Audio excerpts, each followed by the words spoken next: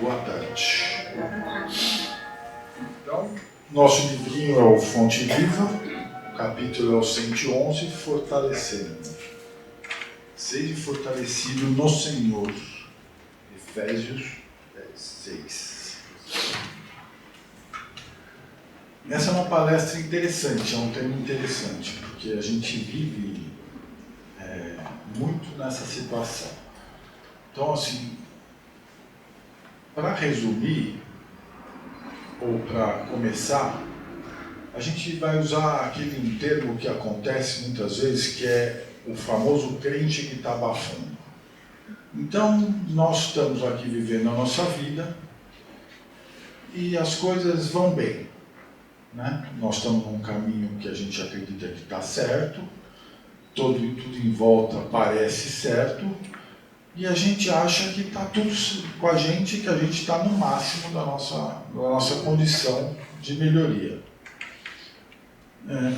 Isso, para muitos, parece assim, porque nós vivemos, alguns de nós vivem, e alguns vivem com muito mais, e outros vivem com menos. Mas vivem com o quê? Quais são as coisas que tendem a fazer com que a gente relaxe na vida e a gente fique nessa situação de que nós estamos abafando, né? Como se diz. Então nós temos aqui algumas provas, que são elas: a beleza, a riqueza, o poder político, poder de fala, poder, capacidade, inteligência emocional, inteligência intelectual, todas esses dons, essas condições que alguns de nós nascem com muitas destas condições e outros nascem sem nenhuma delas, ou com poucas delas. E no decorrer da vida, a gente vai percebendo que aqueles que nascem com muitas destas condições, muitas vezes vão relaxando, né? Vão relaxando porque a vida parece que é mais fácil, né? A pessoa tem sempre uma comida boa para comer, tem sempre uma roupa de cama perfumada, uma roupa boa para vestir, tem um carrão para ir para o trabalho, no trabalho trabalha no ar-condicionado, pessoas em volta conversando de coisas mais superficiais, menos profundas, coisas que a gente não tem que pensar muito, não tem que avaliar muito sobre a vida. Isso vai fazendo com que a gente fique relaxado. E um belo dia, alguns desses são agraciados com um trauma qualquer, com uma coisa que acontece na vida deles, que derruba da pessoa cair no chão e falar: puxa vida, como é que eu vou sair daqui? E é nesse ponto, nesse como que eu vou sair daqui, nessa primeira pergunta, que a pessoa começa um pequeno caminho de evolução. Porque esse sofrimento, essa dor, vai fazer com que ela sinta uma vontade ou uma necessidade de buscar uma melhora interior. Vai fazer com que ela procure olhar para dentro dela mesma. Então, quando nós estamos nessa situação, né, do crente que está abafando, é muito importante, né, que se por acaso a gente ainda não tiver sido pego por uma surpresa, a gente parar para pensar que isso pode acontecer e que a gente tem que procurar encontrar dentro da gente a fortaleza real, a fortaleza que são aquelas virtudes que são eternas, que estão acompanhando e que acompanham sem mudar o caso, né? Que é a integridade, a força de caráter, a força de trabalho, né? A capacidade de se levantar cada vez que cai, a capacidade de entender que a vida não é férias, que nós não estamos aqui para ficar brincando e para só se divertir, que nós temos aqui uma série de questões uma série de provações e de situações que a gente tem que superar para poder conseguir essa evolução e essa melhora íntima, que é o que basicamente, né, a gente teria que fazer durante a vida toda. Porém, sabemos que nascemos crianças e que nascemos para passar por situações. Então, a nossa infância geralmente é uma situação de se estabelecer, de entender, né, o que aconteceu, né, como é que o mundo está, a sociedade, como é que a gente se desenvolve socialmente, como é que nós vamos conversar, a gente vai desenvolver nosso caráter, a gente vai olhar as pessoas em volta e tentar seguir aquela situação. Então, os processos da vida, né, quando filhos, nós estamos procurando sempre olhar os pais, principalmente, e as pessoas em volta, buscando exemplos, buscando pessoas que sejam próximas da gente, no sentido de que têm pensamentos parecidos, têm vontades e objetivos definidos e parecidos com os nossos. E nós vamos vivendo, e a gente chega na adolescência. E na adolescência, geralmente é uma que a turma fala que é de revolta, mas não é de revolta, na verdade é uma fase de descobertas, né? A gente se descobre como gente, a gente descobre a nossa unidade, a gente descobre que somos independentes. Muitas vezes, esse é um período em que a criatura passa por medos, né? Inseguranças, né? Escolhas, definições de amigos. Então, e assim a gente continua a nossa jornadinha. A gente chega à juventude, quando nós vamos buscar nosso lugar no mundo, nosso trabalho, vamos buscar ganhar dinheiro, nós vamos começar a se envolver emocionalmente com outras pessoas e continuamos nossa jornada. No momento que a gente vai agraciado com a possibilidade de ter filhos, e de poder, então, a gente vai olhar com outros olhos para o mundo, nós vamos olhar para a criança e vamos ver para a gente que a gente é responsável por aquela criança, por aquela vida, e aquela criança começa a se espelhar e a gente percebe isso. É uma vida que vai correndo. E no decorrer desse período todo, nós temos uma série de processos de amadurecimento. Pelo menos é o que a gente deveria ter, né? Eu não sei se a gente consegue ter, tenho certeza absoluta que não somos todos os agraciados com essa condição. Mas imaginamos que o fato de a gente estar aqui no CREDO, fazendo essa busca, tentando entender a vida, a gente imagina, então, que nós estamos aqui buscando um caminho. E estamos encontrando. Daí a gente chega com essa palestra e a gente fala, pô, será que eu não estou achando que eu estou abafando, que eu estou demais? E que na verdade eu não estou achando, eu não estou no caminho, eu estou simplesmente aqui tentando ainda, como qualquer um nesse mundo, na situação que está, encontrar uma forma de melhorar e de crescer. Por que a gente parar para pensar no crescimento espiritual e no crescimento emocional, na maturidade?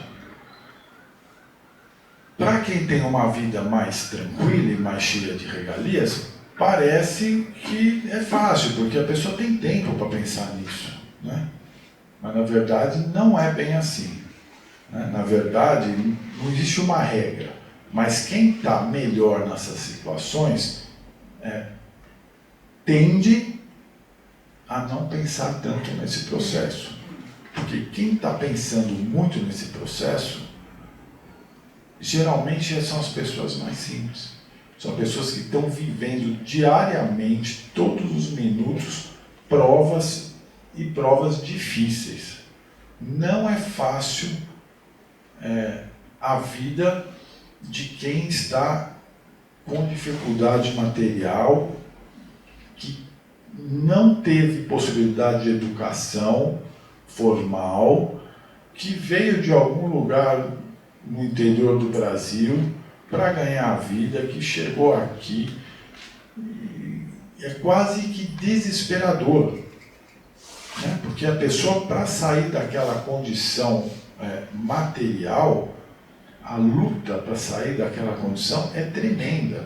Quando às vezes a gente está voando, né? A gente vai para o Rio de Janeiro, então a gente está pousando no Rio de Janeiro, a gente olha para aquela aproximação do aeroporto, que tem aquele Morro do Alemão, aquele monte de favelas, e você imagina uma criança nascida naquele meio, como sai de lá, né?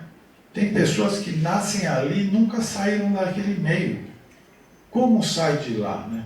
E o desespero de acordar e falar, como é que eu vou sair daqui? Porque tem gente que está acomodada lá, mas tem gente que não está acomodada, ela quer sair de lá.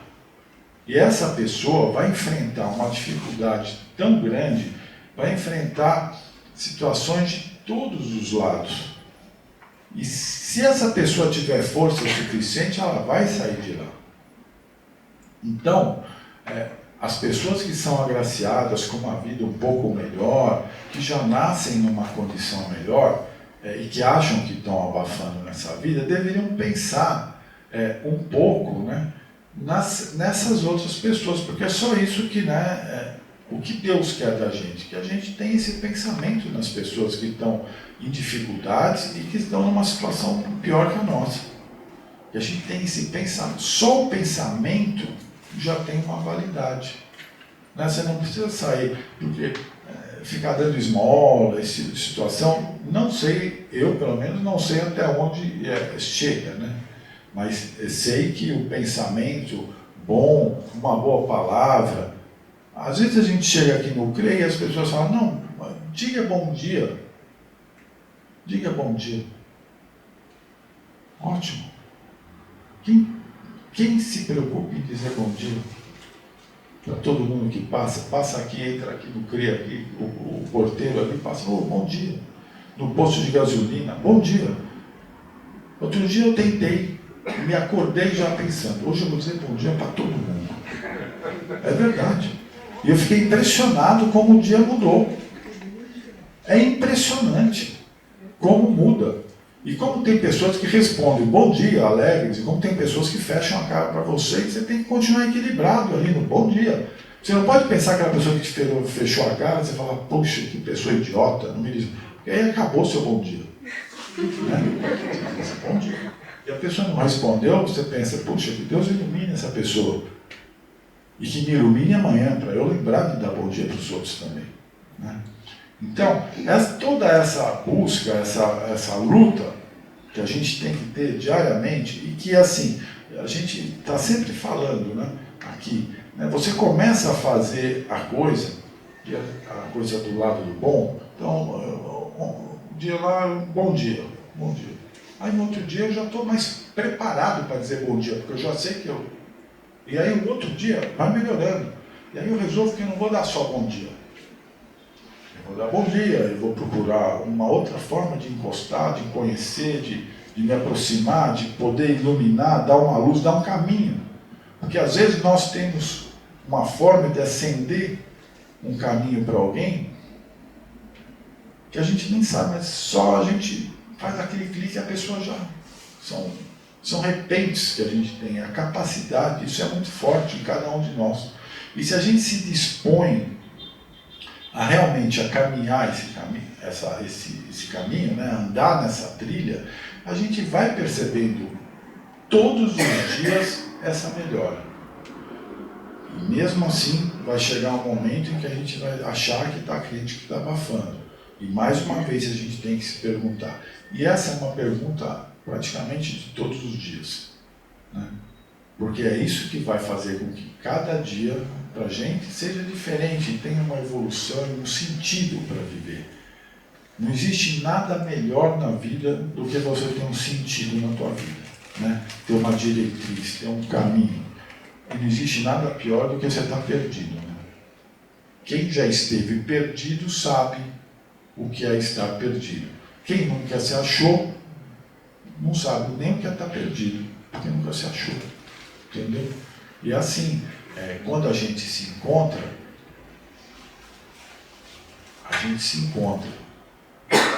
e a gente, se sair daquele encontro, nós estamos fugindo da vida. Então essa briga é contínua. Nós nos encontramos, sim, eu estava perdido e agora eu me encontrei. Então agora eu vou andar nesse caminho. Né? Nós temos milhares, centenas de histórias e de exemplos. Né? Nós temos, por exemplo, a famosa parábola do filho pródigo. Aquele sujeito que nasceu de boa família, que tinha um pai bom, que tinha um irmão mais velho, e que um belo dia chegou para o pai e falou: pai, me dá minha parte na grana, porque eu quero conhecer o mundo. Né? E pegou, e o pai deu a parte dele e falou: vai, meu filho, conhece o mundo. E o cara foi, na juventude, gastou tudo, se divertiu, gastou tudo que tinha nos prazeres mais imediatos. E um belo dia, quando estava alimentando os porcos, comendo a comida do porco, porque não tinha mais o que comer, ele se lembrou da casa do pai dele. Ele se lembrou que lá até os escravos eram bem tratados. Então ele pensou em retornar para a casa do pai. E retornou para a casa do pai. E no caminho de volta para a casa do pai, veio todos aqueles pensamentos, todas aquelas histórias, todo o arrependimento, todo o entendimento, tudo o que ele precisava para o dia que ele encontrasse o pai, ele está pronto. E quando ele chegou para encontrar o pai, ele percebeu que o pai estava mais pronto do que ele para recebê-lo. E isso, mais ou menos essa história do filho pródigo, é a história que nós temos com Deus. Né? Nós estamos aqui, né, nos divertindo nos prazeres da carne, encarnados estamos, procurando alguns de nós a fonte que existe na nossa essência, que é o nosso espírito, melhorar isso, fortalecer isso nas virtudes. E podemos aqui ter certeza que no momento em que a gente se fortalece no Senhor com as qualidades que o Senhor nos passa, não nos obriga, está aí para a gente buscar essas virtudes, nós percebemos que o nosso encontro com Deus começa a ter uma validade. E essa força, esse fortalecimento, vai alimentando a nossa alma e fazendo com que o nosso crescimento espiritual aconteça, a nossa reforma íntima aconteça. E enquanto a gente estiver achando que a gente tem que melhorar, e isso é bom a gente achar todos os dias da nossa vida, porque no dia que a gente achar que a gente não tem que melhorar, nós estamos na fase crente que está abafando. Então, estamos melhorando. Vamos morrer no dia da morte, lá nós vamos ter que estar pensando: eu tenho que melhorar alguma coisa. Eu tenho que morrer com dignidade. Então, essa é a liçãozinha de hoje. Essa fortaleza que nós temos que ter nas virtudes e nos dons que nos foram dados de graça por Deus. E também nas nossas experiências, que são as pancadas que a gente toma da vida, os tombos e as lutas que nós somos capazes de vencer, e vencendo, está vencida aquela etapa. Porque eu não sou bom em desculpar as pessoas, eu sou muito rancoroso. Ótimo, então passa uma vida, 20, 30 anos, trabalhando para não sentir esse tipo de situação. O rancor, por exemplo. Então, quando você está beirando os seus 60 anos, você é capaz, depois de muita luta, de não sentir o rancor com a profundidade que você sentia antigamente. Isso é uma luta ganha, não tem mais volta. Você venceu aquela situação, você não vai mais ser uma pessoa rancorosa. Evidente que naquele momento aparece uma outra situação, uma outra montanhazinha para você subir e ultrapassar. Mas é outra. E nesse momento que você acaba de vencer uma etapa e começa outra, você é capaz de olhar para aquela etapa de trás e falar, olha, foi difícil, mas eu passei. Essa aqui é mais difícil e eu vou passar. E você consegue se trabalhar, inclusive no amor ao próximo. Por difícil que possa parecer, pelo menos para mim é muito difícil, às vezes, passar... ter que engolir determinadas situações, porque hoje eu engulo, eu não sou capaz ainda de... Mas, digamos que eu já estou engolindo alguns desaforos, e acho que, inclusive, é uma parte já com a idade, né? A maturidade que a gente vai tendo de relevar situações para não se estressar, não sentir aquela situação, porque o que a gente percebe é que a situação abala a gente, né? É esse tipo de situação ruim que a gente passa raiva, são coisas que abalam a gente. Muitas vezes a pessoa com quem a gente está com raiva não está absolutamente nem aí para a gente nem existe para aquela pessoa. Então, para que isso? Isso é a maturidade, isso é a fortaleza. É isso que Deus